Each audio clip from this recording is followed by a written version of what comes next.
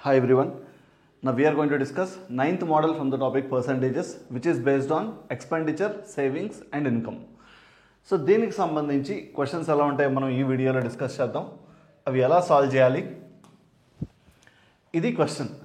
A saves 40% of his income and B saves 20% more than A.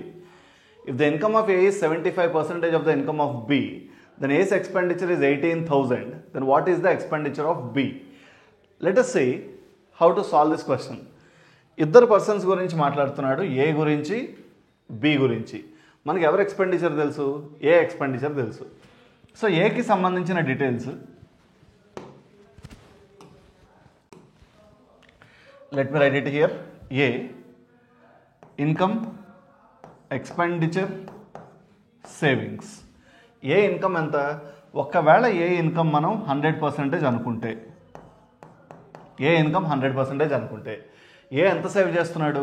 40%. తన ఇన్కంలో 40% A save చేస్తుంటే ఏ expenditure ఎంత? తన ఇన్కంలో 60% ఏ expenditure. మనకేం తెలుసు? ఏస్ ఎక్స్పెండిచర్ ఈజ్ 18,000 అని తెలుసు. సో ఈ 60% 18,000 అయితే, ఇఫ్ ఏస్ ఎక్స్పెండిచర్ ఈజ్ 18,000 అయితే ఏ ఇన్కమ్ ఎంత అవుతుంది? 60% 18,000 అయితే 100% will be 30,000. 60 times 3 180. So 60 into 300 is 18,000. In the same way 100 into 300 that's 30,000. Then మనల్ని అడుగుతున్న క్వశ్చన్ ఏంటి? సేవింగ్స్ గురించి కూడా రిలేషన్ ఉంది. ఏ సేవింగ్స్కి బి సేవింగ్స్కి. సో ఏ సేవింగ్స్ అంత? 60% 18,000 అయితే 40% విల్ బి 12,000. సో ఇప్పుడు మనకి ఏ ఇన్కమ్ తెలుసు, ఏ ఎక్స్పెండిచర్ తెలుసు, ఏ సేవింగ్స్ కూడా తెలుసు. బికి సంబంధించిన ఇన్ఫర్మేషన్ ఏంటో చూద్దాం ఒకసారి మనం. B income, expenditure and savings. So ఇప్పుడు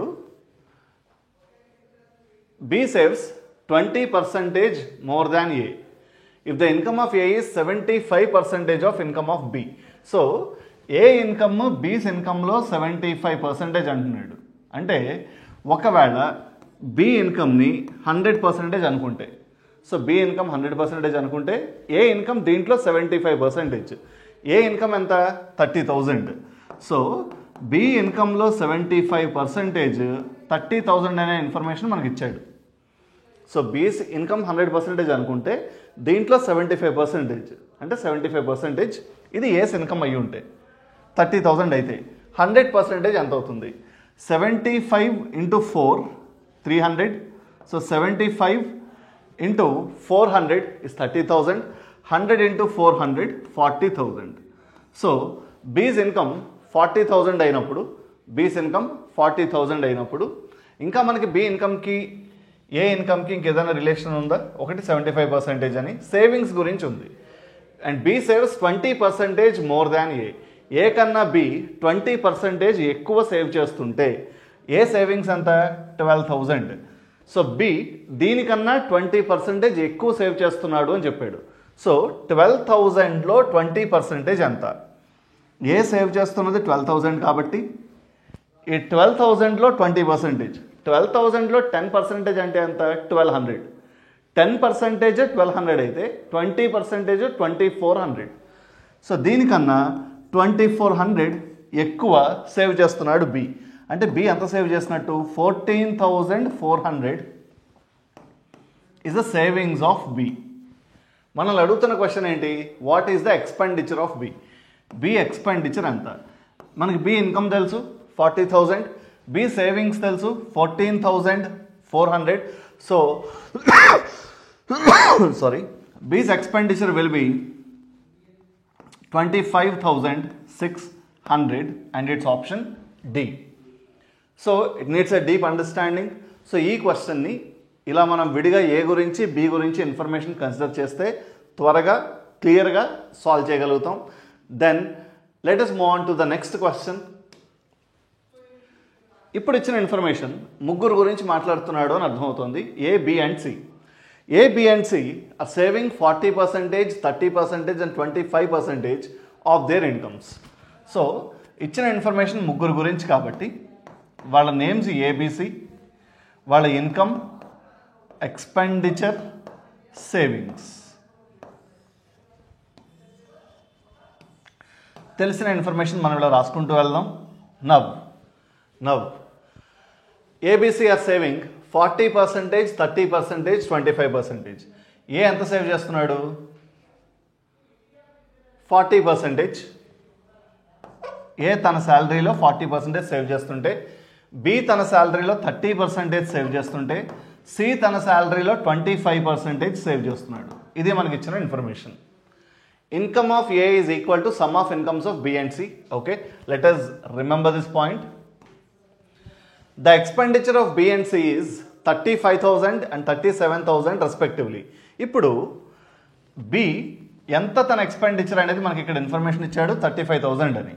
పర్సంటేజ్ ప్రకారం B తన శాలరీలో 30% దాచుకుంటున్నాడు.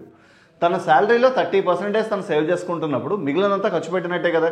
సో బి ఖర్చు పెడుతున్నది తన శాలరీలో 70%, తన శాలరీలో. సో ఏ శాలరీ గురించి మాట్లాడుతున్న నెంబర్స్ ఇవి, బి శాలరీ గురించి మాట్లాడుతున్న నెంబర్స్ ఇవి, సి శాలరీ గురించి మాట్లాడుతున్న నెంబర్స్ ఇవి. ఈ 100% ఏకి సంబంధించింది, ఈ 100% బికి సంబంధించింది, ఈ 100% సికి సంబంధించింది. సో బి తన శాలరీలో 70% ఖర్చు పెడుతున్నాడు, 30% దాచుకుంటున్నాడు. So B expenditure 70%. So 70% of B salary is 35,000. So B శాలరీలో 70% 35,000 అయినప్పుడు మొత్తం బి శాలరీ ఎంత అవ్వాలి? 70 into 5 350. So 70 into 500 is 35,000. 100 into 500 is 50,000. So salary of B is 50,000. So B salary 50,000. And then C గురించి కూడా ఇన్ఫర్మేషన్ ఇచ్చాడు మనకి. C ఎంత సేవ్ చేస్తున్నాడు? ఓకే, ఎక్స్పెండిచర్ కదా. C ఎక్స్పెండిచర్ ఎంత? 37,500. C తన శాలరీలో 25% సేవ్ చేస్తుంటే 75% ఖర్చు పెట్టినట్టు. సో సి శాలరీలో ఈ ఇన్ఫర్మేషన్ అంతా బికి సంబంధించింది, ఇప్పుడు మనం రాసేది సికి సంబంధించింది. సి తన శాలరీలో 75% ఖర్చు చేస్తున్నాడు. ఆ 75% దేనికి ఈక్వల్? 37,500కి ఈక్వల్. 75% 37,500 అయితే 100% ఎంత? 100% ఎంత? 50,000. So C salary 50,000, B salary 50,000. So C salary 50,000, B salary 50,000, C salary 50,000. ఇప్పుడు ABCల శాలరీలకి రిలేషన్ ఏంటి? Income of A is equal to the sum of the incomes of B and C. So A salary, A's income is equal to B's income plus C's income. B income ఎంత? 50,000. C's income ఎంత? 50,000. So A income ఎంత అవ్వాలి? 1 lakh. A's income 1 lakh. So A income 1 lakh అని మనకు తెలిసింది. అడుగుతున్న question ఏంటి? Then find the expenditure of A. A ఎంత ఖర్చు పెడుతున్నాడు? మనకి ఏ సేవింగ్స్ తెలుసు 40% అని. ఏ తన శాలరీలో తను 40% ఖర్చు పెట్టుకుంటున్నాడు. సో మిగిలింది ఎంత? 60%. సో ఏ తన శాలరీలో 60%, ఏ తన శాలరీలో 40% దాచుకుంటున్నాడు. ఓకే, ఖర్చు పెట్టుకోవట్లేదు, దాచుకుంటున్నాడు. ఏ సేవింగ్స్ 40% అయితే ఏ ఎక్స్పెండిచర్ ఎంత? 60%. ఏ మొత్తం శాలరీ ఎంత? 1 lakh. So 100% is equal to 1 lakh. ఇలా అయినప్పుడు 60% వాల్యూ ఎంత? 100% 1 lakh అయితే 60% is 60,000. And it's option A. Let us look at another question of, let us move on to the next question. Let us solve this question of A salary is 120% of B's salary and B spends 60% of his salary for house rent and education fees. If B's saving is 1,800 and A's expenditure is 40% more than that of B, then what is the saving amount of A? సరే, first ఎక్కువ information ఎవరి గురించి మాట్లాడుతున్నాడు? B గురించి మాట్లాడుతున్నాడు. So B expenditure, savings, income. Now and B spends 60% of his salary. So B తన శాలరీలో 60% ఖర్చు పెడుతున్నాడు. సో బి తన శాలరీలో 40% దాచుకుంటున్నట్టు. ఓకే, సో బి తన శాలరీలో 40% దాచుకుంటున్నాడు. బి ఈజ్ సేవింగ్ 1800 అనే ఇన్ఫర్మేషన్ కూడా ఇచ్చాడు. సో ఈ 40% 1800 అయితే 40% 1800 అయితే 60% ఎంత? ఇది క్యాల్కులేట్ చేద్దాం. 60% ఎంత? సో ఇప్పుడు 40% 1800 అయితే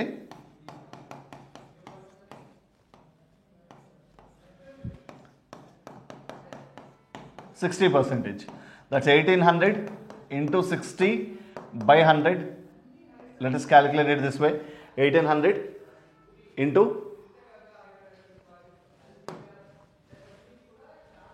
మనం క్యాల్కులేట్ చేయాల్సింది 60% కాబట్టి ఓకే. 40% 1800 అయితే 60% ఎంత? 60 into 1800 by 40. This is what we need to calculate now. So 20 times 2, 20 times 3, 2 times 900 and it's 2700. So this is one of the ways to calculate this value. ఇదే వాల్యూని ఇంకొకలా క్యాలిక్యులేట్ చేద్దాం. 40% 1800 అయితే 60% ఎంత? Observe this one once. 40%కి 60% అంటే 50% పెరిగింది, సగం పెరిగింది. 40లో 50% అంటే ఎంత? 20 కదా, 50% పెరిగింది. సో ఇది కూడా 50% పెరగాలి.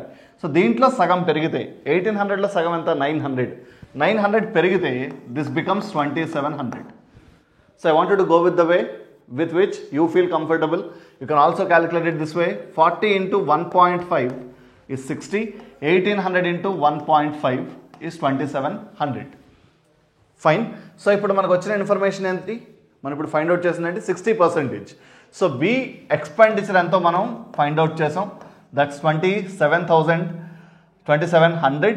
So income of B is 4500. Fine. So B's income, we got to know that it's 4500. A income ki B income ki ఏదైనా రిలేషన్ ఉందా? Let us try to work on this now.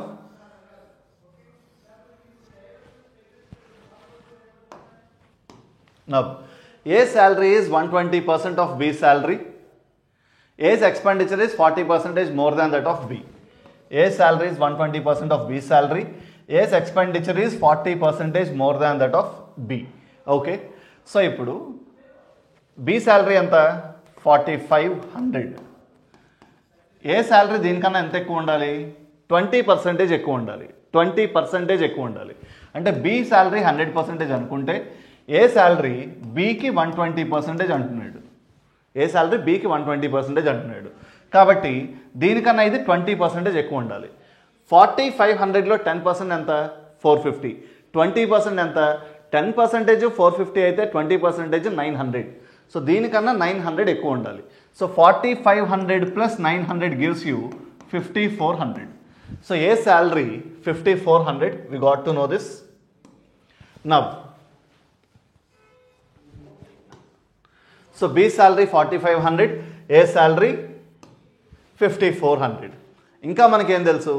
A's expenditure is 40% more than that of B. B expenditure కన్నా 40% A's expenditure ఎక్కువ. B expenditure ఎంత? 2700. ఇది B expenditure. B expenditure 2700. A expenditure దీనికన్నా 40% ఎక్కువ ఉండాలి. దీనికన్నా 40%. సో దీంట్లో 40% క్యాల్కులేట్ చేసి దీనికి యాడ్ చేద్దాం. అప్పుడు మనకి ఏ ఎక్స్పెండిచర్ వస్తుంది. సో దీంట్లో 40%.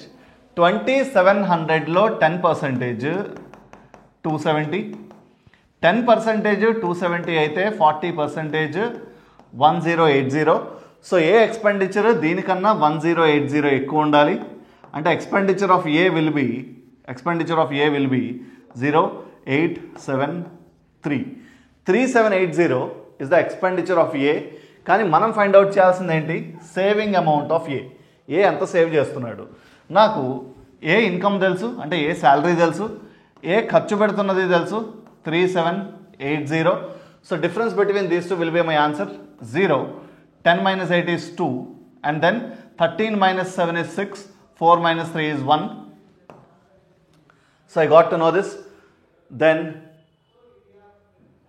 savings of A is 1620. This is how it works. That brings me to the next question now. Let us work on this question. ఈ క్వశ్చన్లో ఇచ్చిన ఇన్ఫర్మేషన్ ఒక పర్సన్ గురించే, Raju. Out of the total monthly salary of Raju he spends 20% on rent. Raju తన శాలరీలో 20% rent మీద ఖర్చు పెడుతున్నాడు. And then 30% of the remaining on food. 20% ఖర్చు పెట్టాడు. ఎంత మిగిలింది తన శాలరీలో? 80% మిగిలింది. ఆ మిగిలిన 80%లో 30% అంటున్నాడు. 80%లో 30% అంటే ఎంత? 24%. 24%. ఈ 24% దేని మీద ఖర్చు పెడుతున్నాడు? ఫుడ్. ఫుడ్ మీద 24% ఖర్చు పెడుతున్నాడు. 20% of his monthly salary on travelling. Travelling మీద ఇంకొక 20% ఖర్చు పెడుతున్నాడు. అయితే తను మొత్తం మీద ఖర్చు పెట్టింది ఎంత? 64%. 64% తన ఎక్స్పెండిచర్ అయితే తన సేవింగ్స్ ఎంత అవ్వాలి? 36% అవ్వాలి. మనకి ఇచ్చిన ఇన్ఫర్మేషన్ ఏంటి? తన శాలరీలో తను 36,000 దాచుకుంటుంటే, అంటే సేవింగ్స్ ఈ 36%, 36,000 అయితే ఈ 64% ఎంత? 36% 36,000 అయితే 64% 64,000. మనం అడుగుతున్న క్వశ్చన్ ఏంటి? ఓకే, ఎక్స్పెండిచర్ కాదు మనల్ని అడిగింది, ఎక్స్పెండిచర్ ఆన్ రెంట్. తను రెంట్ మీద ఎంత ఖర్చు పెడుతున్నాడో అని అడుగుతున్నాడు. రెంట్ మీద తను ఖర్చు పెట్టింది 20%. సో సేవింగ్స్ 36% అయితే 20% ఇప్పుడు మనం ఫైండ్ అవుట్ చేయాలి. 36% 36,000, 20% 20,000. So your answer will be option B. This is how it works. Let us move on to the next question of. Let us solve this question. The monthly expenditure of Amrita is 80% of her monthly salary. So Amrita gurinchi ichina information. So the monthly expenditure of Amrita is 80% of her salary. So income, expenditure, savings అనుకుందాం. తన monthly శాలరీలో తన expenditure 80%. అసలు monthly income ఎంత? Salary ఎంత అంటే 100%. 100% income, 80% expenditure అంటే 20% తన savings. And then ఇంకా ఏమిచ్చాడు information? Ratio of monthly salary and expenditure of Bharati. So the ratio of monthly salary అంటే మనం ఇన్కమ్ అని రాసుకుందాం, salary, and expenditure savings. So ఇప్పుడు monthly salary and expenditure of Bharati is 4:3. So Bharati income 4 అయితే expenditure ఎంత భారతిది? 3. ఇది రేషియో. 4 parts తన ఇన్కమ్, 3 parts తన ఎక్స్పెండిచర్. అంటే సేవింగ్ ఎంత అవ్వాలి? ఈ రెండింటికి డిఫరెన్స్. ఇన్కమ్లోంచి ఎక్స్పెండిచర్ పోతే మిగిలింది savings. So Bharati savings 1 part అవ్వాలి, 1 part. Then Amrita and Bharati, if the savings of Amrita and Bharati is 5:3. So Amrita savings is to Bharati savings. Amrita savings is to Bharati savings is 5:3. వీళ్ళ సేవింగ్స్ ఈ రేషియోలో ఉంటే, and the monthly income of Amrita is 12,500. Monthly income of Amrita is 12,500.